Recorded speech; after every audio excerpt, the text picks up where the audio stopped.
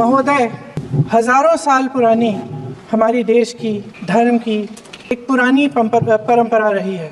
ये परंपरा संवाद चर्चा की रही है। एक गौरवशाली परंपरा है जो दर्शन ग्रंथों में, वेदों में, उपनिषदों में दिखती है।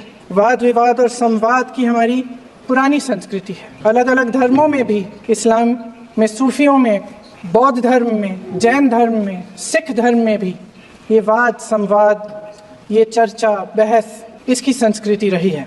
इसी परंपरा से उभरा हमारा स्वतंत्रता संग्राम। हमारा स्वतंत्रता संग्राम विश्व में एक अनोखा संग्राम था, एक अनोखी लड़ाई थी जो अहिंसा और सत्य पर आधारित थी।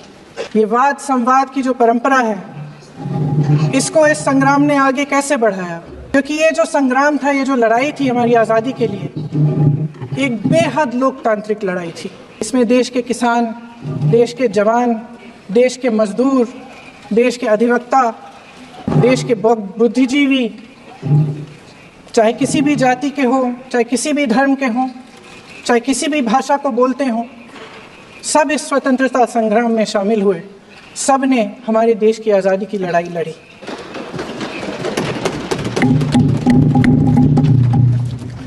और उसी आज़ादी की लड़ाई से एक आवाज़ उभरी जो हमारी देश की आवाज़ थी। वो आवाज़ ही आज हमारा संविधान है।